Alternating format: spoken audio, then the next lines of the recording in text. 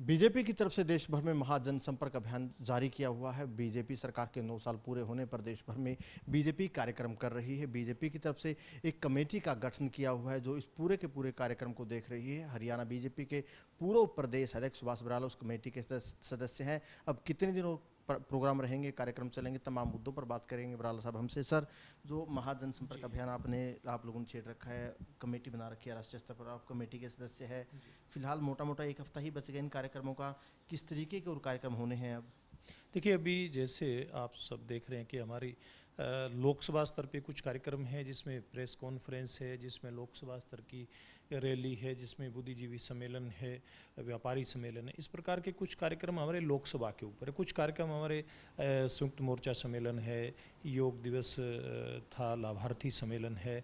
कुछ ऐसे जो सम्मेलन है जो हम विधानसभा पे कर रहे हैं। दूसरे जो कार्यक्रम है वो प्रत्येक बूथ के ऊपर होने हैं। जैसे अभी हमारा प्रत्येक बूथ और प्रत्येक घर, अभी संपर्क से समर्थन कार्यक्रम में हमने विशेष कुछ इस प्रकार के लोगों की, जिसमें औसतन 1000 लोगों की एक सूची लोकसभा में बनी है, उसमें बड़े नेता जाकर के संपर्क करेंगे। इसी प्रकार से हमारा जो कार्यकर्ता है, हमारी बूथ की टीम है, हर घर जाकर के हम लोग हर वोटर से प्रयास करेंगे कि हमारा मिलना उससे हो और हम जाकर के एक बात उनसे कहें कि आप लोगों के आशीर्वाद से जो सरकार बनी थी उसने जन कल्याण के काम किए हैं। तो इस प्रकार का अभियान हमारा चला हुआ है। महासंपर्क अभियान की बात करें, उत्तर भारत की अगर बात करें, हरियाणा, पंजाब, हिमाचल प्रदेश, जम्मू कश्मीर, इन राज्यों की जिम्मेदारी आपको दी गई है। आप तमाम राज्यों में दौरे भी कर रहे हैं, रैलियाँ भी करी, मीटिंगें भी करे। अगर लोकसभा के लिहाज से बात करें, इन राज्यों में किस तरीके का माहौल आपको बीजेपी के अनुकूल लग रहा है? देखिए, आज हर जगह ये इन राज्यों की बात करें या क्योंकि बाकी देश में भी बात होती रहती है, हर स्थान पर आज देश के प्रधानमंत्री जी ने जो जन कल्याण के काम किए हैं, सेवा सुरक्षा और गरीब कल्याण, इस प्रकार का एक अभियान जो हमने शुरू किया, इस अभियान के प्रति लोगों के अंदर बड़ी सकारात्मक लोगों का दृष्टिकोण है। लोग मानते हैं कि देश के प्रधानमंत्री नरेंद्र मोदी जी ने गरीब कल्याण से लेकर के देश की रक्षा करने तक की बात करें या देश का आधारभूत ढांचा मजबूत करने की बात करें, हर पक्ष और हर लिहाज से आज देश की जनता नरेंद्र मोदी जी को चाहती है। कल आप पंजाब में रैलियां करके आए थे। पंजाब की अगर बात करें, पंजाब में बिना अकालियों के बीजेपी कुछ खास कमाल कर नहीं पाई। अब 2024 के लिहाज से आप कैसे देखते हैं? अकालियों की जरूरत पड़ेगी या बीजेपी अकेली इतनी सक्षम है? जो बाहरी नेता चाहे कैप्टन साहब है, सुनील जाखड़ साहब बीजेपी में आ गया है, उन नेताओं के सारे अब आप इतने सक्षम है कि अकेले लोकसभा में कमल खिला सकते हैं? देखिए, जहाँ तक पंजाब की बात है, मैं पंजाब में पिछले 1 महीने से ज़्यादा समय हो गया पंजाब में सक्रिय हुए इस काम के चलते, और मैं बहुत सारे कार्यक्रमों, दर्जनों कार्यक्रमों में मेरा रहना हुआ है। और लोकसभा की हमने जो रैली की है, 13 में से अब तक हम पंजाब प्रदेश में 10 लोकसभा स्तर की रैली कर चुके हैं। अन्य कार्यक्रम अलग हैं। इन 10 लोकसभा की रैलियों में से 3 में मेरा भी रहना हुआ है। एक में हमारे राष्ट्रीय अध्यक्ष JP नड्डा जी आए थे, एक रैली में हमारे गृह मंत्री पूर्व राष्ट्रीय अध्यक्ष आदरणीय अमित शाह जी आए थे। तो ऐसे जो कार्यक्रम हैं, उनके अंदर जो भीड़ निकल करके आ रही है, वो पंजाब के अंदर परिवर्तन चाहती है। वो चाहे लोकसभा के नाते बात करें या पंजाब में जो स्थानीय वहाँ की सरकार है उसके नाते बात करें, तो आज पंजाब की जनता देश के नाते यानी कि लोकसभा चुनाव के नाते भी और भविष्य में भी आज भारतीय जनता पार्टी की तरफ बड़ी उम्मीद की लगा करके देख रही है। हरियाणा में भी आप लोग बड़ी रैलियां कर रहे हैं, सभी लोकसभा क्षेत्रों में रैलियां चल रही है। आपकी लोकसभा क्षेत्र सिरसा की बात करें, अमित शाह साहब आए, अमित शाह साहब ने कहा कि 10 की 10 लोकसभा क्षेत्रों में बीजेपी कमल खिलाएगी। इस बात को किस तरीके से हम समझे राजनीति के लिहाज से, क्योंकि यहाँ पर तो गठबंधन है आपका? देखिए, बहुत साधारण सी और सामान्य सी बात है, क्योंकि पिछली बार भी 10 सीटों पर भारतीय जनता पार्टी लड़ी थी और 10 सीटें हरियाणा की जनता ने आशीर्वाद के रूप में भारतीय जनता पार्टी को दी थी।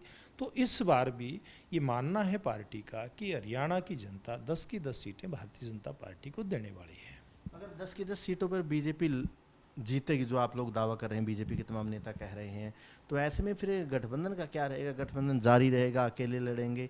इस सवाल को प्रदेश की जनता जानना चाहती है। देखिए, आज के दिन इस बात का कोई औचित्य नहीं इस सवाल का। आज के दिन तो सवाल ये है कि हम भारतीय जनता पार्टी को पूरी तरह से केवल 10 लोकसभा की दृष्टि से नहीं, हरियाणा के लगभग 20,000 बूथ हैं, हम 20,000 के 20,000 बूथों पर भारतीय जनता पार्टी जीते, इस बात को सुनिश्चित करते हुए आगे हम लोग बढ़ रहे हैं। और गठबंधन की बातें तो चुनाव के नज़दीक जा कर के होती हैं। हरियाणा में भी अब आने वाले दिनों में कई बड़ी रैलियां होने वाली, चाहे हम बात करें पानीपत की बात करें, फरीदाबाद की बात करें, वो कार्यक्रम भी जारी हो चुके रैलियों के। जी कि निश्चित रूप से क्योंकि बाकी जो रैलियां हुई हैं, हर लोकसभा के ऊपर रैली करनी है। हरियाणा में 10 की 10 लोकसभा क्षेत्रों की रैली होगी, कुछ की हो चुकी है और कुछ की तिथियां निश्चित हैं जो 30 तारीख से पहले संपन्न हो जाएंगी। एक मैं रणजीत चौटाला साहब के बयान की बात कर लेता हूं, क्योंकि रणजीत चौटाला साहब कहते हैं कि उनको पहले भी लोकसभा की टिकट ऑफर हुई थी, अगर आगे भी ऑफर होती है तो वो बीजेपी में जाने में गुरेज नहीं करेंगे। कहीं ना कहीं बीजेपी को लोग ये प्यार काफ़ी दिखा रहे हैं, ये क्या संभावना आप देखते हैं? हालांकि सरकार के साथ वो है निर्दलीय के तौर पर, मंत्री भी आप लोगों ने बना रखा है। देखिए, जहाँ तक बीजेपी के साथ प्यार की बात है, ये तो चौधरी रणजीत सिंह की आप बात करें, उन समेत हरियाणा नहीं पूरे देश की जनता आज बीजेपी से प्यार कर रही है। और विदेशों में भी अगर देखें, आप देखिए देश के प्रधानमंत्री विदेश के अंदर गए, अमेरिका के अंदर संयुक्त राष्ट्र संघ के मुख्यालय में 135 देशों के प्रतिनिधि अंतर्राष्ट्रीय योग दिवस के ऊपर प्रधानमंत्री जी के साथ योग करें।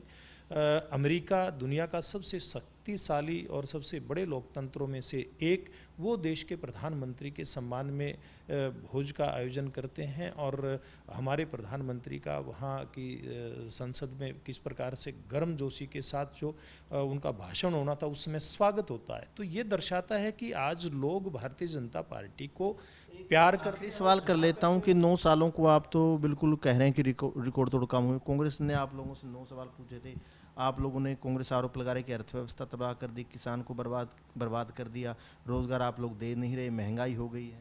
देखिए, जहाँ तक किसान की बात है, मैं एक बात दावे के साथ कहता हूँ, कांग्रेस पार्टी को मैं चैलेंज करता हूँ। कांग्रेस पार्टी के समय में जो लागत आती थी खेती उपज के ऊपर पैदा करने में, 1 क्विंटल गेहूं में, 1 क्विंटल धान में, आप उसको कैलकुलेट करिए, उसका आप अंदाज़ा लगाइए और हमारे समय का लगाइए, उस समय का रेट देखिए, हमारे समय का रेट देखिए। आज भारतीय जनता पार्टी की सरकार लागत के आधार पर 1.5 गुना भाव किसान को देने का काम करे। जहाँ तक अर्थव्यवस्था की बात है, पूरी दुनिया के अंदर, दुनिया के बड़े बड़े देशों को पछाड़ते हुए आज हमारी अर्थव्यवस्था लगातार आगे बढ़ रही है। और कल प्रधानमंत्री जी का आपने भाषण सुना होगा, वहाँ की संसद में किस कॉन्फिडेंस के साथ वहाँ देश के प्रधानमंत्री कहते हैं कि हम भविष्य में दुनिया की तीसरी बड़ी अर्थव्यवस्था बनने जा रहे हैं। ये वैसे नहीं है, ये कोई हवा की बात नहीं है, ये धरातल की बात है। बिल्कुल, बराला साहब का कहना है कि मोदी सरकार के 9 साल बेमिसाल रहे। वहीं हरियाणा को लेकर बराला साहब दावा कर रहे हैं कि हरियाणा में बीजेपी